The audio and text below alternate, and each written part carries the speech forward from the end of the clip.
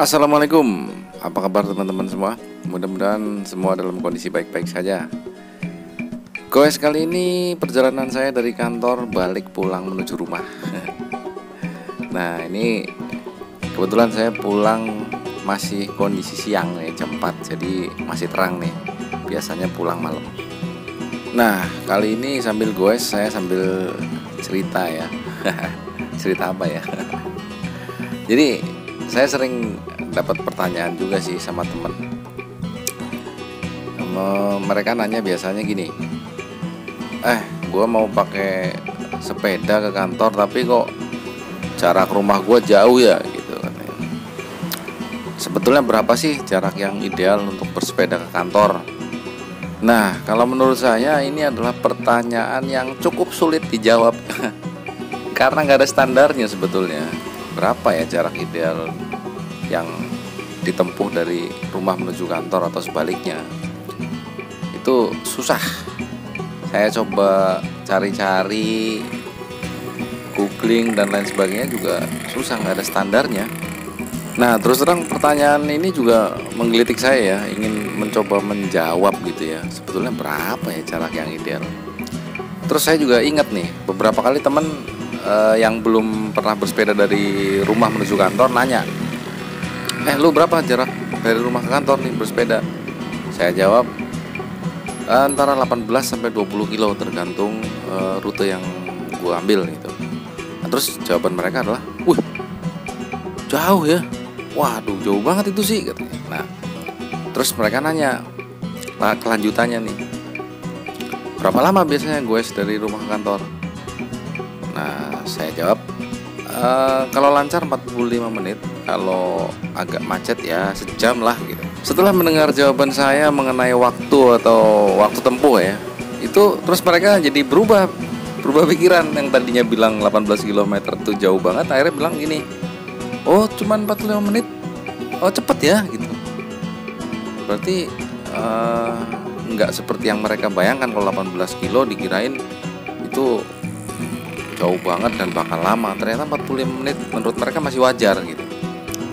Nah, dari percakapan yang seperti itu, kemudian saya mungkin bisa menyimpulkan bahwa sebetulnya jarak ideal dari rumah menuju kantor atau untuk bike to work itu memang tidak ada standarnya. Jadi nggak ada patokannya, tetapi kita bisa berpatokan pada berapa lama waktu tempuhnya.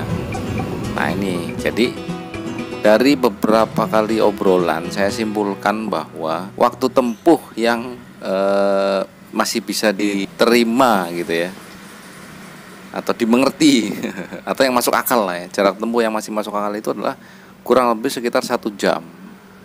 Karena ini dibandingkan biasanya dengan jarak dibandingkan dengan waktu tempuh yang biasa mereka lalui pada saat bekerja menggunakan sepeda motor atau moda transportasi lain.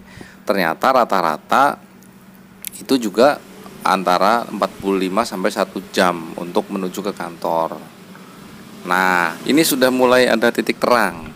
Jadi kalau ada teman nanti yang nanya lagi berapa sebetulnya jarak ideal, saya akan menjawab bahwa jangan berpatokan pada jarak, tetapi berpatokan pada waktu tempuh yang akan dijalani gitu. Jadi gimana caranya kalau mau ngukur nih sebetulnya dari rumah saya ke tempat kerja itu ideal apa enggak untuk bersepeda? Ya dicoba. Nah, jadi dicoba dulu atau dites gitu. Mungkin di waktu libur lah, sembari olahraga, coba sepedaan dari rumah menuju ke kantor. Berapa lama waktunya? Kalau misalkan masih bisa diterima oleh teman-teman semua, jadi misalkan kalau buat saya 1 jam masih oke. Bahkan dalam kondisi tertentu menurut saya 1,5 jam itu juga masih oke. Karena mungkin kita goesnya santai gitu ya, nggak ngebut. Itu menurut saya masih oke. Jadi silakan teman-teman coba tes bersepeda dari rumah menuju kantor, diukur waktunya ternyata 1 jam. Nah, berarti itu masih oke untuk dijalani dengan full bersepeda. Hehe, tapi ini versi saya ya. Mungkin teman-teman punya versi yang lain lagi. Bahkan saya pernah nih ya ketemu sama teman di jalan. Jadi dia goes juga dari rumah ke kantor. Dan saya kaget pas dia cerita bahwa waktu tempuh dari rumahnya menuju kantor itu kisarannya antara 1,5 jam sampai 2 jam. Gila, bener-bener itu saya salut lah. Ini berarti di luar batasan atau kemampuan saya. Nah maka dari itu mungkin setiap orang tuh memiliki batasan atau kemampuan yang berbeda. Dan informasi ini membuat saya menjadi menambahkan satu lagi poin penting. Tadi selain waktu tempuh, itu yang kedua adalah stamina. Nah, masing-masing orang tuh memiliki stamina yang berbeda. Jadi disesuaikan dengan stamina masing-masing. Makanya menurut saya sangat penting untuk melakukan satu percobaan ya. Tadi percobaan di waktu libur atau di waktu yang non hari kerja gitu. Itu kita coba kuat enggak gitu. Karena bisa jadi gini, 1 jam yang menurut saya biasa atau masuk akal, ternyata buat orang lain goes 1 jam itu sudah cukup melelahkan atau menguras tenaga. Itu juga sebaiknya tidak bisa dipaksakan. Nah seperti tadi, seperti teman yang ketemu ternyata dia bisa bersepeda dari rumah menuju kantor itu 1,5 sampai 2 jam, buat saya itu mungkin terlalu berat ya kalau menurut saya gitu.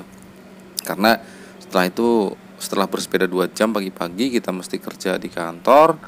Kadang-kadang juga kerjaan di kantor, kalau saya ada pekerjaan lapangan yang mengharuskan fisik yang cukup kuat ya. Selesai bekerja kita harus pulang dan menempuh waktu sekitar 2 jam lagi untuk goes. Kemudian baru istirahat di rumah. Nah ini kalau saya pulangnya udah terlalu malam juga, seperti biasanya saya pulang habis maghrib ya, bisa-bisa sampai rumah terlalu malam. Jadi waktu istirahatnya juga menurut saya agak berkurang. Tapi ya itu tadi, tergantung dari stamina kita. Itu jadi faktor penting yang kedua, stamina. Selain itu dari hasil obrolan juga, saya kadang-kadang ada temen yang bilang, saya pengen sih sebetulnya bersepeda ke kantor, cuma jalan dari rumah saya menuju kantor atau sebaliknya itu harus selalu melewati jalan besar yang banyak dilewati truk-truk besar, dan itu cukup berbahaya bagi pesepeda katanya. Saya nggak berani. Nah pas dengar cerita seperti itu ya kemudian saya pikir faktor yang ketiga mungkin ya yang menentukan layak atau tidak kita bersepeda kantor adalah jalur kita bersepeda. Nah jalur bersepeda ini menurut saya juga perlu disurvei nih. Jadi karena gini, dulu saya waktu pertama kali bersepeda itu otomatis yang pertama saya lalui adalah jalur yang biasa saya tempuh pada waktu saya menggunakan kendaraan. Itu merupakan jalur terdekat gitu. Nah kemudian seiring berjalannya waktu saya sepedaan, kan kalau sepeda kan beda ya. Kalau kita sepedaan itu di jalan lebih lama dan kita lebih menikmati perjalanan untuk pemandangan. Kadang-kadang saya ngerasa bosen nih kalau tiap hari lewat situ aja, lewat situ. Nah terus saya coba nyari jalur-jalur alternatif. Misalkan bisa lewat jalan kecil, bahkan kadang-kadang saya bisa lewat gang gitu. Nah itu lebih asik, dan nanti semakin lama kita bersepeda semakin banyak alternatif jalan yang atau rute yang kita lalui. Nah kalau 3 kriteria tadi itu nggak masuk semua, jadi misalkan waktu tempuhnya nggak masuk range, jadi terlalu panjang, habis itu terus stamina kita juga ternyata dicoba nggak kuat kalau goes betul-betul full dari rumah menuju kantor. Yang ketiga juga ternyata jalurnya memang kurang baik ya, ada jalur-jalur yang mungkin berbahaya yang kayak tadi saya sampaikan, misalkan harus bergabung dengan mobil-mobil kendaraan besar gitu. Nah itu mungkin alternatifnya adalah coba cari alternatif untuk nyambung atau mix. Jadi sebagian rutenya ditempuh dengan menggunakan moda transportasi publik, entah itu busway atau kereta ya. Sisanya nanti ditempuh dengan menggunakan sepeda gitu. Nah, cuman kalau dengan cara seperti ini teman-teman harus pakainya tuh sepeda lipat yang bisa dimasukkan ke dalam kendaraan atau transportasi publik. Kalau pakai sepeda yang gede kan nggak bisa. Ya paling itu aja sih ya. Kalau menurut saya 3 faktor penting untuk menentukan layak enggak kita untuk bersepeda dari rumah menuju kantor. Nah, kalau teman-teman punya penjelasan yang lebih baik mengenai berapa sih jarak ideal yang sebetulnya masih layak untuk dijalani dengan bersepeda dari rumah menuju kantor, silakan dituangkan di kolom komentar ya. Dan mudah-mudahan video ini ada manfaatnya.